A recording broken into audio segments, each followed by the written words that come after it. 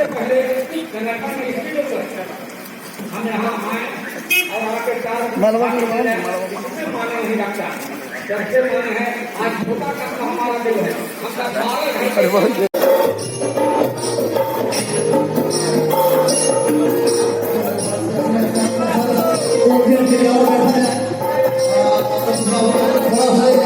सभी को मेरा नमन और नए वर्ष की ढेर सारी शुभकामनाएं। जैसा कि हम लोग जानते हैं कि आज हम लोग माता सावित्रीबाई फुले की जयंती समारोह में उपस्थित हुए हैं।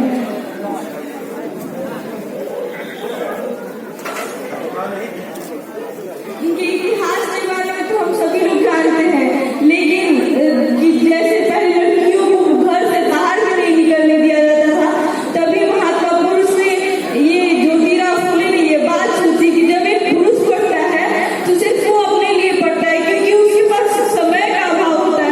लेकिन जब एक महिला या स्त्री पढ़ती है तो एक पीढ़ी बढ़ जाता है। यही बात सोचकर ज्योतिराव फुले ने अपनी पत्नी सावित्रीबाई फुले को पढ़ाया और उन्हें स्त्री शिक्षा का महत्व बताया कि कैसे स्त्री एक पीढ़ी को पढ़ा सकती है। और आगे चलकर तभी माता सावित्रीबाई फुले भारत की प्रथम महिला शिक्षिका बनी और तभी से लड़कियों को पढ़ाना शुरू किया। उनके ऊपर कई युद्ध हुए, फिर भी उन्होंने अथक प्रयास और के साथ अपने लक्ष्य को नहीं छोड़ा। और मैं शुक्रगुजार हूँ आप सबों का, और चाहे जितना टोकर लगे मैं पीछे नहीं हटूंगा। इसलिए हम लोगों ने, अपनी कमेटी के लोगों ने एक नया आयाम दिया है कि जब तक जोड़ेंगे नहीं तब तक छोड़ेंगे नहीं। ये हमारा कारवां रुकने वाला नहीं है। और मैं आगे लेट हो गया कुछ कारणवश मैं पटना चला गया था, और जस्ट मैं पहुंचा तो सुनील को मैंने कॉल किया कि भैया मैं पहुंच गया हूँ और मैं जल्द से जल्द पहुंच रहा हूँ स्टेज पे। और भैया ने बहुत सम्मान किया, और अभी मुझे जो आप लोगों ने इतना मनों से चुना है उपाध्यक्ष पद के लिए, उसके लिए दिल से धन्यवाद। और ये मंच पे जो ये आज माता सरस्वती बाई फूलों का जो मंच है, इनके आभारी हूँ। इस मंच पे मुझे आने का मौका मिला, बस ये बात करके प्रणाम।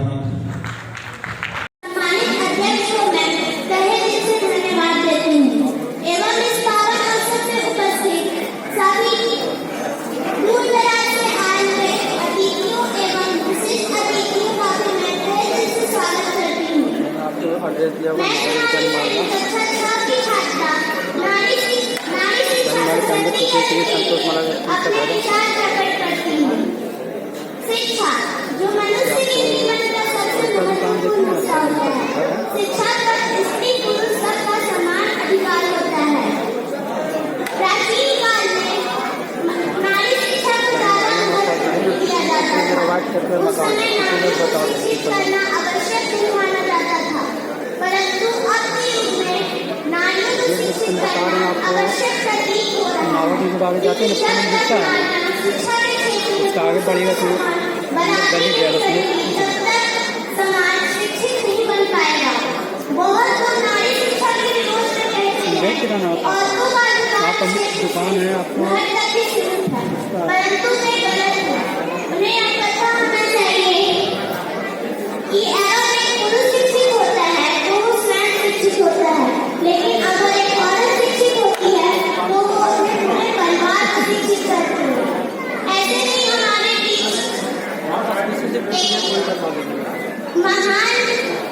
हमारे देश की एक महान पहली शिक्षित महिला जिनका नाम श्रीमती सावित्रीबाई फुले था, वो हमारी प्रेरणा स्रोत बनी। उनका विवाह 9 साल की उम्र में एक महान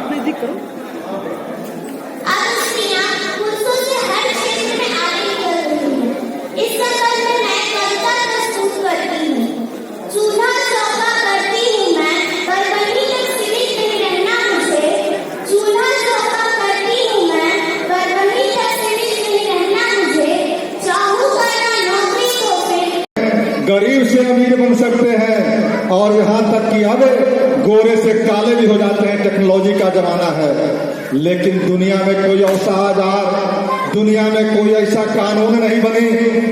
धर्म भी बदले जा सकते हैं, हिंदू से मुसलमान बन सकते हैं, मुसलमान से जैन बन सकते हैं, सिख बन सकते हैं, क्रिश्चियन बन सकते हैं, लेकिन जाति बदलने का कोई अभी धरती पर कानून नहीं आया मित्रों।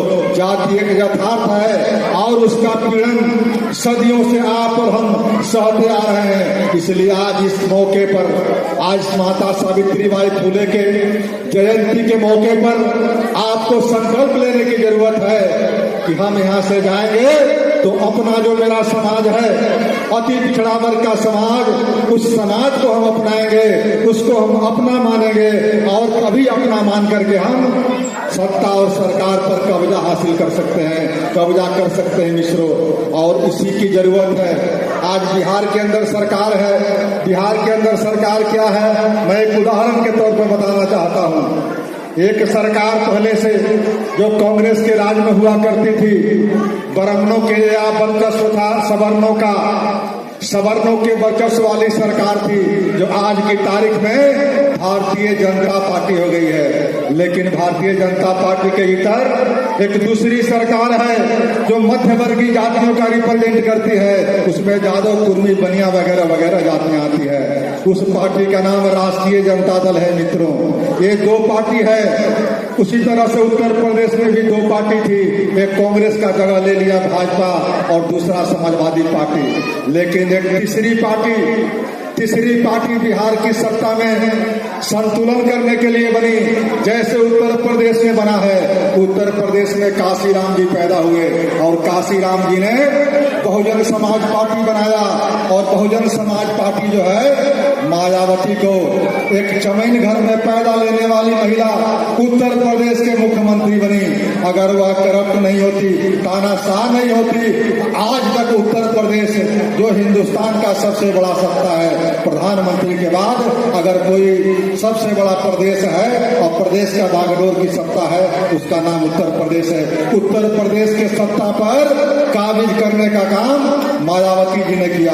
उसी तरह से बिहार में गलती से आपके वोट पर जिस तरह से आपका यह कलम है, कलम में लिखने का काम यह करता है, स्याही इसमें है, इंक इसमें है, जीभ इसमें है, लीड इसमें है, लेकिन आपका इस पर जो खोपी लगा हुआ पैदा होने की जरूरत है, ताकि अति पिछड़ा वर्ग की जो खोई हुई अस्मिता है, जो खोई हुई सत्ता है, उसको आप प्राप्त कर सके। और आने वाला समय आप बहुजन का है, आपका है, अति पिछड़ा का है, दलितों का है। इसलिए इसी संकल्प के साथ मुझे अगर कोई बात किसी को अच्छा नहीं लगा हो तो क्षमा करेंगे। और जब भी कभी किसी साथियों को जरूरत होगा तो मैं पटना में रहता हूँ, पटना विश्वविद्यालय का शिक्षक भी हूँ, 28 वर्षों से यहाँ पढ़ाता हूँ। अभी आपके बीच में मैं राष्ट्रीय जनता दल का वहाँ अध्यक्ष MLC हूँ और आरक्षण क्रियान्वयन का बिहार विधान परिषद का अध्यक्ष भी हूँ। और मैं देखता हूँ कि आरक्षण का धड़ल्ले से अवहेलना हो रही है, धड़ल्ले से अवहेलना हो रही है। संविधान में क्या नियम है कि जो आरक्षण का उल्लंघन करेगा उसको कम से कम 6 महीने की सजा है। अभी आज से 10 दिन पहले मैं बिहार के सामान्य प्रशासन विभाग के जो प्रधान सचिव हैं बी राजेंद्र जी, कभी पटना के कलेक्टर हुआ करते थे, उनको बुला करके मैंने समन करके बुलाया था और पूछा था कि आपके अधीनस्थ 45 विभाग चलते हैं, बिहार के अंदर आप बता दीजिए कि आरक्षण का पालन नहीं करने के लिए किसी को 1 महीना की भी सजा जेल हुई है। उन्होंने कहा नहीं। इसका मतलब कि आरक्षण का अनुपालन 100% हो रहा है? तो कहा कि नहीं। तो फिर जब पालन भी नहीं हो रहा है और सजा भी नहीं हो रही है, इसलिए मित्रों समझ सकते हैं कि सरकार की प्राथमिकता क्या है। अगर सरकार की प्राथमिकता आरक्षण को लागू करने का होता तो अब तक हजारों लोग आरक्षण के उल्लंघन में जेल गए होते, लेकिन आज तक कोई जेल नहीं गया। आरक्षण के पालन करने के लिए कोई संस्थाएं नहीं है, कोई बड़ी नहीं है। आरक्षण आयोग का होता था पोस्ट, उसको भी खत्म कर दिया गया है। इसलिए आए दिन आप पर जुल्म होते हैं, यातनाएं होती है, एट्रोसिटीज होता है और चुपचाप हम और आप सहन करते हैं। लेकिन अब समय वो नहीं है, अब समय आ गया है आप सब मिल करके उसका प्रतिकार करें और हम और आप कंधे से कंधे मिला करके आप चले। आपकी ताकत मैं बनूं, आपकी आवाज मैं बनूं और मेरी ताकत मेरी शक्ति आप बने। यही समय आ गया है। यही समय के पुकार के साथ मैं अपनी अंतिम अपील करते हुए जाना चाहता हूं, धन्यवाद देता हूं कि सावित्रीबाई फुले आपके वंचित समाज के और अति पिछड़ा समाज के, दलित समाज के एक आइकॉन थी। वह आइकॉन आने वाला समय में और प्रासंगिक होंगे, उनकी महत्ता और बढ़ेगी। उनको भारत रत्न से नवाजे जाने की मांग करनी चाहिए हम लोगों को। मरणोपरांत भी अगर उनको भारत रत्न से